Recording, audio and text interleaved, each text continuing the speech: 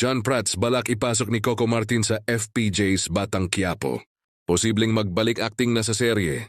Mukhang hindi pa tapos ang mga pasabog ni Coco Martin sa FPJ's Batang Quiapo.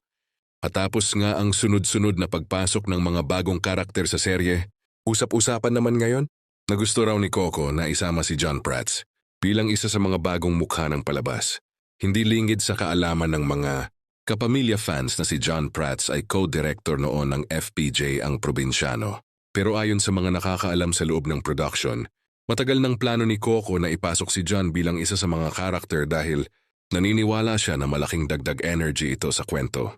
Si John kasi, hindi lang mahusay mag-direct, mahusay din talagang umarte. Kaya gusto ni Coco makita ulit siya sa harap ng kamera. Dagdag pa ng source, may mga initial discussions na raw tungkol sa kung anong karakter ang posibleng gampanan ni John. May mga haka-hakang maaari raw siyang maging karibal o bagong kakampi ni Tanggol. Depende sa direksyon ng bagong arc ng kwento. Isa sa mga pinupusuan ng fans ay kung sakaling gaganap si John bilang dating kakilala ni Ramon o kaya ay bagong tauhang may lihim na koneksyon sa pamilya ni Tanggol. Kung matutuloy ito, siguradong magdudulot ito ng bagong layer ng excitement at intriga sa mga susunod na episodes.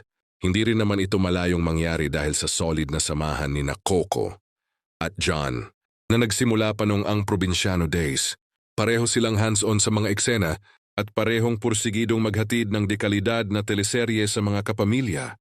Kung matutuloy ang plano, siguradong ito na ang comeback acting project ni John sa primetime. At hindi lang basta cameo, kundi isang malaking papel na magpapabago sa takbo ng istorya.